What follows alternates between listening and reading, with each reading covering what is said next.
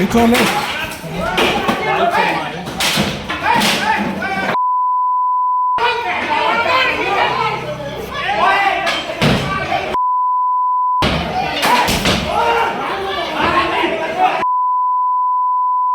निचोले ओ संदीप अरे सभी बढ़िया दे।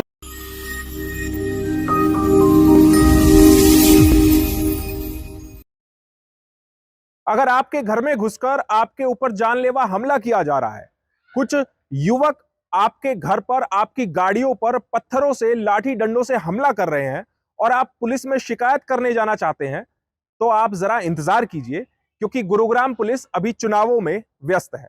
ऐसा हम इसलिए कह रहे हैं क्योंकि गुरुग्राम के सेक्टर 14 से एक ऐसा ही मामला सामने आया है, जहां दर्जन भर युवकों ने गुरुग्राम में एक मकान के ऊपर हमला कर दिया, लोगों को मारपीट करने की कोशिश की। उसके अलावा वहां खड़े जितने भी वाहन थे उनमें जबरदस्त तोड़फोड़ की है। एक वीडियो सामने आई है, वो भी आपको दिखाएंगे, और गुरुग्राम पुलिस क्यों व्यस्त है वो भी आपको इस खबर में बताएंगे। नमस्कार, मैं हूं सुनील यादव और आप देख रहे हैं गुरुग्राम न्यूज। गुरुग्राम के राजीव नगर इलाके में रहने वाला एक परिवार आजकल दहशत के माहौल में है। दहशत के माहौल में इसलिए है क्योंकि कुछ दिन पहले उनके घर पर दर्जन भर युवकों ने लाठी डंडों से, पत्थरों से हमला कर दिया। इस हमले में घर के सदस्यों को चोटें भी आई हैं, घर में जगह जगह पत्थर भी बिखरे हुए हैं, उनकी गाड़ियों के शीशे टूटे हुए हैं, बाइक्स तोड़ दी गई हैं। लेकिन गुरुग्राम पुलिस व्यस्त है और वो अभी चुनाव ड्यूटी में लगी हुई है, इसीलिए अभी इस परिवार की कोई सुध लेने वाला नहीं है। इसीलिए ये परिवार आज दहशत के माहौल में है। दरअसल आपको कहानी शुरुआत से बताते हैं कि आखिरकार मामला क्या है और क्यों यह कहा जा रहा है कि गुरुग्राम पुलिस व्यस्त है और अगर आपके घर पर अटैक हुआ है तो आपको कोई मदद नहीं मिल सकती है। दरअसल बीती 9 नवंबर की रात तकरीबन 11:30 बजे राजीव नगर में रहने वाला एक दीपक नाम का युवक अपनी इस ब्रेजा कार से जब घर वापस आ रहा था, तो उसी दौरान राजीव नगर में जो शिव चौक है वहां पर कुछ युवक खड़े हुए थे, उनकी स्कूटी से ये ब्रेजा कार टकरा गई, टच हो गई। इस पर दोनों पक्षों में आपसी कहासुनी हुई, तो दीपक ने उनको हर्जाना देने की भी बात कही, लेकिन जो वहां पर युवक खड़े थे स्कूटी सवार, उन्होंने हाथापाई करनी शुरू कर दी। गनीमत यह रही कि उसी दौरान मौके पर पीसीआर एक मौजूद थी गुरुग्राम पुलिस की। उन्होंने उस समय दोनों पक्षों की कहासुनी को सुलझवा दिया और दोनों पक्षों को अलग अलग कर दिया और उनको उनके घर भेज दिया। लेकिन दीपक को जरा सा भी अंदाजा नहीं था कि जब वो वहां से निकलेगा तो उसके पीछे ये युवक आएंगे और घर पर आकर उसके जानलेवा हमला कर देंगे। ये तस्वीरें उस बात की गवाह हैं कि जब दीपक अपने घर आ गया, उसने गाड़ी वहां पर खड़ी कर दी, तो इतने में 1 दर्जन लगभग युवक आए, जिनके हाथों में डंडे, पत्थर, रॉड थी। उन्होंने इस परिवार पर हमला करना शुरू कर दिया। आप देखिए कि किस तरह वो पहले तो गाड़ी के शीशे तोड़ रहे हैं, जबरदस्त नुकसान पहुंचा रहे हैं, उसके अलावा उनके घरों पर, दीपक के घरों पर पत्थर फेंक रहे हैं, उनके दरवाजे को तोड़ने की कोशिश कर रहे हैं, भारी भारी पत्थर उठाकर वो फेंक रहे हैं। दरअसल ये वीडियो बनाई है इसी कॉलोनी में रहने वाले किसी शख्स ने, ये वीडियो बना ली, और वो भी कितने घबराए हुए हैं, डरे हुए हैं वीडियो बनाते वक्त, क्योंकि आप इस वीडियो को देखकर अंदाजा लगा सकते हैं कि जब ये युवक जो हमलावर हैं, जब ये इधर आते हैं जिधर से ये वीडियो बनाई जा रही है, तो वो शख्स, वीडियो बनाने वाला, अपने मोबाइल को छिपा लेता है कि कहीं हमलावर उसे ना देख ले और उस पर अटैक ना कर दे। अब कहानी यहां से शुरू होती है कि ये सभी आरोपी यहां पर तोड़फोड़ करने के बाद, जान से मारने की धमकी देने के बाद यहां से निकल गए, लेकिन अपनी एक ये बाइक यहां पर भूल गए और बाइक को यहीं पर वो छोड़ गए, जो कि एक बाइक इनके घर पर अभी भी खड़ी हुई है। इस पूरी घटना के बाद जो पीड़ित पक्ष है, उन्होंने सेक्टर 14 पुलिस थाने में शिकायत की। अगले दिन सुबह 10 बजे जब वो पुलिस थाने पहुंचे हैं, वहां पर शिकायत दी, लेकिन पुलिस जी ने यह कहा कि वो अभी चुनावों की ड्यूटी में व्यस्त है, आपकी शिकायत पर कार्रवाई की जाएगी। इसीलिए अब परिवार अपने घर से बाहर भी नहीं निकलना चाहता है, क्योंकि उन्हें डर है कि वो घर से बाहर निकलेंगे तो ये हमलावर उन पर जानलेवा हमला कर देंगे और उनकी जान को खतरा है। आज 12 नवंबर को हमने खुद गुरुग्राम सेक्टर 14 पुलिस थाने के एसएचओ से जब बात की, तो उन्होंने साफ कहा कि उन्हें इस मामले के बारे में कोई जानकारी नहीं है, वो जरा जानकारी ले लेते हैं, उसके बाद शायद इस मामले में कोई कार्रवाई की जाए। आपको सुनवाते हैं कि पीड़ित पक्ष किस तरह से डर के माहौल में है और वहां पर क्या हालात है। हमारी संवाददाता आशी राजपूत ने उनसे बातचीत की है, वो आपको सुनवाते हैं।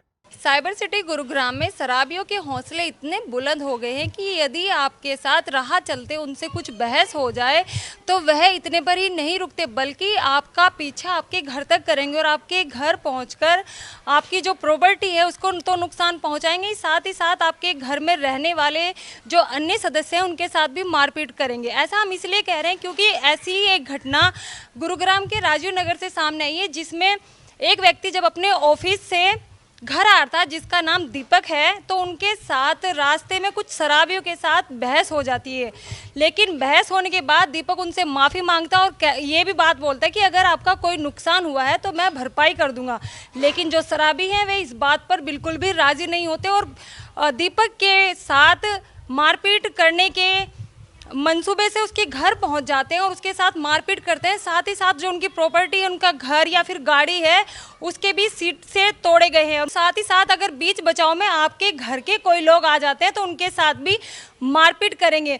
इतना ज़्यादा शराबियों के अंदर गुस्सा जो था वो उसको सहन नहीं कर पाए और यहाँ पर रहने वाले जो व्यक्ति हैं उनके साथ मारपीट करने के बाद वो यहाँ से फरार हो जाते हैं और उसके बाद फिर से दोबारा लाठी डंडे लेकर दोबारा इनके घर पर आते हैं और उनके साथ मारपीट करते हैं। हमारे साथ वो लोग हैं जिनके साथ ये मारपीट हुई है, हम उनसे बात करेंगे और जानेंगे कि आखिर पूरी जो कहानी है वो क्या है। सर, सबसे पहले अपना नाम बताइए। मैडम नमस्कार, मेरा नाम पंकज है मैम, और ये घटना 9 नवंबर 10:30 बजे रात की है।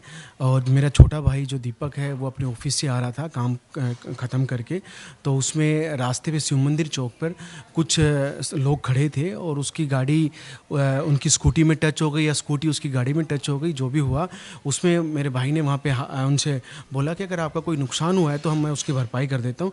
मगर वो नुकसान ना भरपाई करने वाले नहीं थे, वो तो लड़ाई करने वाले और पंगा करने वाले लोग थे।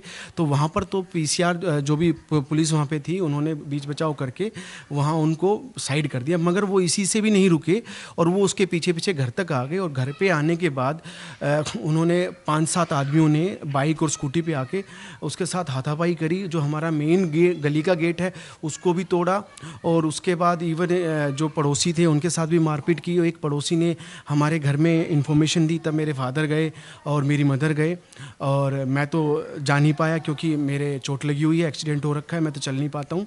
तो उसके बाद उनको मारपिटाई करके वो जब ज़्यादा पड़ोसी भी हो गए तो उसके बाद वो सब भाग गए और भागते भागते अपनी एक मोटरसाइकिल HR 26DR 4345 जो एज पर RTO जो रजिस्ट्रेशन शो कर रहा है Rahul son of Pappu, residence of Sheetla colony, house number 172 का जो बता रहा है उसकी मोटरसाइकिल और स्कूटी का जिनका और गाड़ियों का नंबर हम नोट नहीं कर पाए, वो आके उनके भाग गए। वो स्कूटी बाइक आज तक हमारे पास खड़ी है, इवन पुलिस आज तक हमारे पास खड़ी है। और उसके 10 से 15 मिनट के बाद मैं वो 15 से 20 लोगों की टीम के साथ हाथी लाठी डंडे हथियार और जो भी तलवार जो भी उनके पास था, जो भी असला था, सब लेके आए और उन्होंने यहाँ पे हमें सभी लोगों के साथ मारपीट करी। हमारी गाड़ी के आगे पीछे का शीशा, साइड का शीशा, इवन छत डैमेज करी।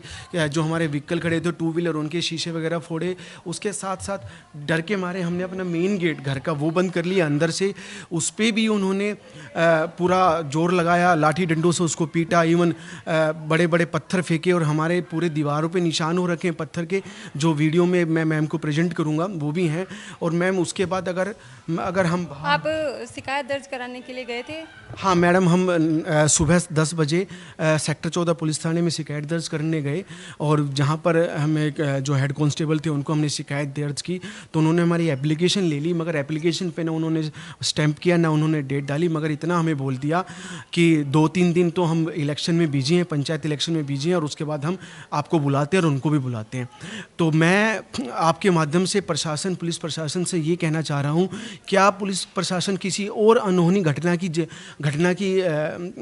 सोच रहा है कि और घटना घटे कि जिससे हमारा और नुकसान हो? मैं और मेरा पूरा परिवार उसके बाद से इतना भयभीत हो गए हैं कि मैं तो, मेरा छोटा भाई या मेरी मदर तो घर से निकलना ही दूभर हो रहा है। और साथ में जो गली मोहल्ले में जो लोगों ने देखा कि लोगों की और गुंडे बदमाशों की इतनी, मतलब पुलिस प्रशासन के होते हुए, सख्त प्रशासन के होते हुए इतनी उनकी वो बढ़ गई है कि घर में घुस के लोगों को मारना चाह रहे हैं, जान माल की पूरी नुकसान करना चाह रहे हैं।